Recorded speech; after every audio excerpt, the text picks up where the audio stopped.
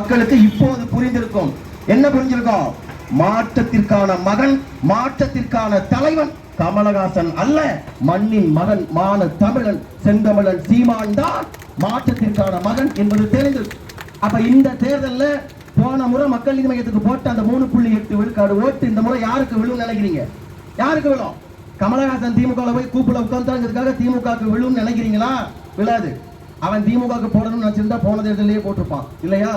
எனக்கு திமுகவும் வேண்டாம், அதிமுகவும் வேண்டாம், நாம் தமிழரும் வேண்டாம், நான் மாற்றமா கமலஹாசன் பார்க்கிறேன்னு போட்டான். இப்ப அவனுக்கு தெரிஞ்சிருக்கும் அந்த 3.8 விழுக்காட்டு வாக்குகள் சிந்தாமல் சிதறாமல் இந்த தேர்தலில் விழப்போகிற கட்சி நாம் தமிழர் கட்சி. ஒளிவாங்கி சின்னத்துக்கு தான் கட்டாயம் விழப்போகிறது. அதே போல களத்தின் யதார்த்தம், கள சூழல் அப்படிதான் இருக்குது. திமுக கூட்டணி நம்முடைய அண்ணன் எழுத்து திருமாவளவன் போட்டிடுறாரு. கூடுதலா ஒரு சீட்டு கேட்டாரு இல்லையா? ஒரே ஒரு சீட்டு பொது தொகுதியை கொடுங்கன்னு கேட்டாரு. அதுக்கு இந்த திமுக என்ன சொன்னுச்சு? நீங்கள் எல்லாம் பொது தொகுதிக்கு ஆசைப்படலாமா? இது எப்படிப்பட்ட தீண்டாமை தெரியுமா? இது அந்த காலத்துல நீ அந்த சாதிக்கார பையன், இந்த சாதிக்கார பையன், நீ எல்லாம் செருப்பு போடலாமா, ஊருக்குள்ள வரலாமா அப்படின்னு சொன்னது எவ்வளவு பெரிய தீண்டாமையோ அது போல இப்போது விசிகாவுக்கு எதிராக தீண்டாமையை திமுக கடைபிடிக்கிறது.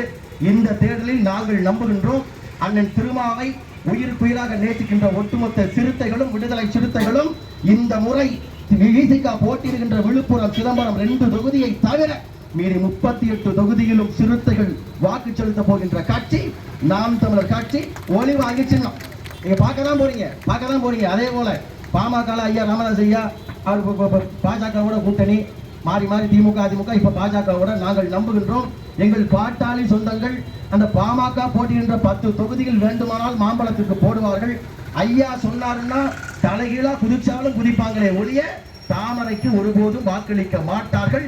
அடுத்த மாற்றம் நாம் தமிழர் கட்சி. எல்லாவற்றுக்கும் மேல எங்க அண்ணன் விஜய் அண்ணன் 26 களத்துக்கு வரணும்னு சொல்லியிருக்கிறாரு. ஆனா இந்த தேர்தலில் அவர் எப்படின்னா ஒரு ஓட்டு போட்டு தான் ஆகணும் இல்லையா? போடணுமா இல்லையா? அப்ப ஓட்டு போட்டு தான் ஆகணும். ஏற்கனவே அவர் விட்ட அறிக்கையில திமுக வேண்டாம், அதிமுக வேண்டாம், பிஜேபி காங்கிரஸ் நான் எதிர்க்கிறேன் அப்படிங்கிறத தெளிவா அறிக்கையில சுட்டி காமிச்சிட்டாரு. இப்ப 2 நாளைக்கு முன்னாடி இந்த கோட் ஒரு படம் வரப்போகுது, அவருடைய படம். அந்த படத்துடைய ஃபர்ஸ்ட் சிங்கிள் வெளியிட்டாரு. அதை எடுத்து பாருங்க. அந்த போஸ்டர்ல அந்த படத்துல விஜய் அண்ணன் படத்தை தவிர அது எதுவுமே இல்லை. கூடுதலாக இருப்பது ஒன்றே ஒன்றுதான் எங்களுடைய ஒளி வாங்கி சின்னம். அதுவும் சின்னம் எப்படி இருக்கோ அப்படியே வச்சிருக்கிறாரு. அந்த படத்துடைய பாட்டுல கூட சொல்லியிருக்கிறாரு. என்ன சொல்லியிருக்கிறாரு? கேம்பெயினை தொடங்கட்டுமா, மைக்க கையில் எடுக்கட்டுமான்னு சொல்லியிருக்கிறாரு.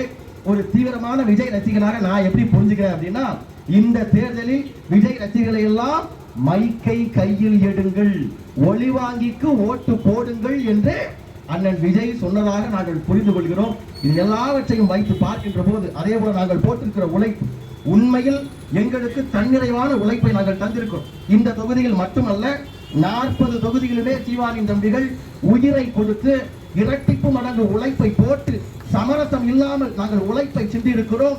இந்த உழைப்பு கட்டாயம் எங்களுக்கு ஒரு மாபெரும் வெற்றியை தரும் என்று நாங்கள் நம்புகிறோம்.